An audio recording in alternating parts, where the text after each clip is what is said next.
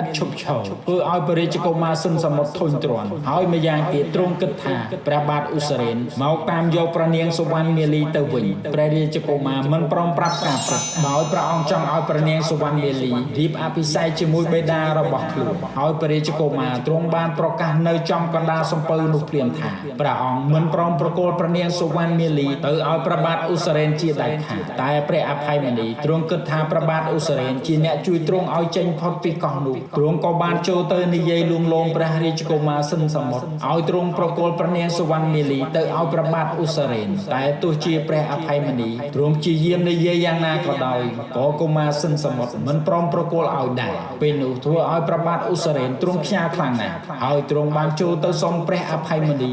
ធ្វើសង្គ្រាមជាមួយព្រះរាជកុមារសិនសមុទ្រដើម្បីឲ្យដឹងសខ្មៅម្ដង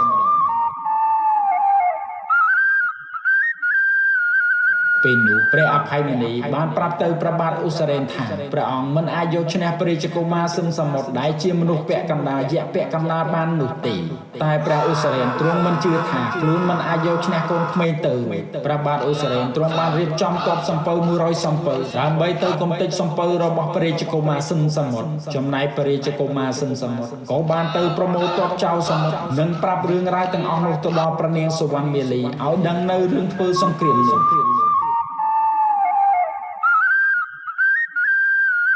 ពេលនោះព្រះនាងសុវណ្ណមាលីឮដូច្នោះហើយទ្រង់គិតថាព្រះរាជកុមារសិនសមុទ្រនៅក្មេងតូចតើអាចយកឈ្នះមនុស្សធំបានយ៉ាងដូចម្តេចហើយបិតារបស់ព្រះរាជកុមារក៏មិនជួយទៀតផងព្រះនាងសុវណ្ណមាលីជាបុត្រីរបស់ស្ដេចព្រះនាងក៏យល់ពីរបៀបធ្វើសង្គ្រាមដែរ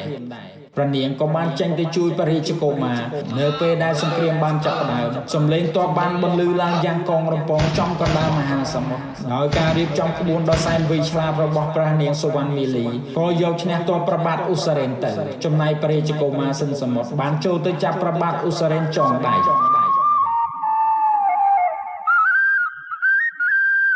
ព្រះអភ័យមនីឃើញដូច្នោះហើយក៏ចូលទៅសូមឲ្យព្រះរាជកុមារដោះលែងព្រះបាទឧសរេនដោយព្រះបាទឧសរេនជាអ្នកមានបុណ្យគុណជួយជីវិតរបស់ព្រះអង្គព្រះរាជកុមារបានឮដូច្នោះហើយក៏បានដោះលែងព្រះបាទឧសរេនទៅចំណែកព្រះបាទឧសរេនទ្រង់ឈឺចិត្តខ្លាំងក៏បានឡើងសំពៅនិងនាំទ័ពរបស់ខ្លួនទៅក្រុងលង្កាវិញទៅនៅពេលហេតុការណ៍នោះបានស្ងប់ស្ងាត់ហើយព្រះអភ័យមនីទ្រង់ក៏បានឲ្យសំពៅឆ្ពោះទៅក្រុងរតនាដើម្បីនាំព្រះនាងសុវណ្ណមាលីត្រឡប់ទៅនគររបស់ព្រះអង្គនិងរៀបអភិសេកជាមួយទ្រង់តែព្រះនាងសុវណ្ណមាលីទ្រង់បានបដិសេធមិនព្រមទៅនគររតនានិងមិនព្រមរៀបអភិសេកនឹងព្រះអភ័យមនីទៀតផងព្រះនាងទ្រង់អន់ចិត្តដែលព្រះអភ័យមនីលើព្រះនាងទៅឲ្យព្រះបាទឧសរេនហើយព្រះនាងក៏សូមត្រឡប់ទៅនគរផាលៈដើម្បីទៅរកព្រះមេដារបស់ព្រះនាងនិងត្រៀមខ្លួនទប់ទល់ជាមួយនឹងព្រះបាទឧសរេននៅពេលនោះព្រះអភ័យមនីព្រះស៊ីសុវណ្ណកុមារីអរុណរស្មីព្រះរាជកុមារសិនសមុទ្រនិងព្រាហ្មណ៍ទាំង3នាក់ក៏បាននាំគ្នាជូនព្រះនាងសុវណ្ណមាលីទៅនគរផាលៈនោះទៅការធ្វើដំណើរមកនគរផាលៈនោះត្រូវចំណាយពេលអស់រយៈពេល1ខែទើបមកដល់ពេលមកដល់ហើយព្រះអង្គគ្រប់អង្គទ្រង់ក៏បានចូលទៅថ្វាយបង្គំព្រះនាងមន្ទាទាំងអស់គ្នានៅពេលដែលព្រះនាងមន្ទាទ្រង់បានស្ដាប់រឿងរ៉ាវទាំងអស់នោះហើយនឹងដឹងថាស្វាមីរបស់ខ្លួនបានសុគតបាត់ទៅហើយព្រះនាងទ្រង់យំសោកស្ដាយខ្លាំងណាស់ព្រមទាំងទ្រង់កង្វល់ថានគររបស់ព្រះនាងអត់មានក្សត្រណាមកគ្រប់គ្រងបន្តពីស្វាមីរបស់ខ្លួនទេព្រះនាងមន្ទាក៏សម្រេចចិត្តលើកព្រះនាងសុវណ្ណមាលីឲ្យរៀបអភិសេកជាមួយព្រះអភ័យមនីដើម្បីឲ្យព្រះអភ័យមនីគ្រប់គ្រងព្រះនគរតែព្រះនាងសុវណ្ណមាលីមិនព្រមរៀបអភិសេកជាមួយព្រះអភ័យមនីនោះទេដោយព្រះនាងកុហកដើម្បីពន្យាពេលថាព្រះនាងការវង្វេងផ្លូវនៅកណ្ដាលមហាសមុទ្របានបង់សង្ឃថាប្រសិនបើព្រះនាងត្រឡប់មកនគរវិញព្រះនាងនឹងទៅបួសរក្សាសិលដើម្បីឧទ្ទិសបុណ្យកុសលទៅឲ្យបិតារបស់ខ្លួនដែលសុគតទៅហើយព្រះនាងក៏បានទៅបួសនៅក្នុងព្រៃមួយរយៈមានព្រះរាជកុមារសិនសមុទ្រនិងព្រះរាជបុត្រីអរុណរស្មីទៅជាមួយផងដែរ ព្រះអភ័យមនីទ្រង់បានគ្រប់គ្រងនគរផាឡៈបានយ៉ាងល្អទ្រង់តែងតែឧស្សាហ៍វឹកហាត់ទ័ពទាហានដើម្បីការពារព្រះនគរនិងត្រៀមខ្លួនទប់ទល់ជាមួយនឹងព្រះបាទឧសរេនហើយទ្រង់បានប្រកាសស្វែងរកអ្នកដែលមានសមត្ថភាពឲ្យចូលមកធ្វើជាទាហានដើម្បីមកការពារព្រះនគរនៅនគរនោះមានស្រីម្នាក់ឈ្មោះថានាងវ៉ាលីនាងមានវិជ្ជាគុណនិងយុទ្ធសាស្ត្រធ្វើសង្គ្រាមយ៉ាងស្ទាត់ជំនាញពេលនោះនាងវ៉ាលីបានចូលមកស្ម័គ្រជាស្រីស្នំរបស់ព្រះអភ័យមនីពេលនោះព្រះអភ័យមនីទ្រង់បានដឹងថានាងវ៉ាលីមានសមត្ថភាពខ្លាំងក្លាហើយទ្រង់ក៏ព្រមឲ្យនាងធ្វើជាស្រីស្នំនៅជិតព្រះអង្គដើម្បីពិភាក្សានៅរឿងសឹកសង្គ្រាមលុះនាងវលីបានចូលមកធ្វើជាស្រីស្នំ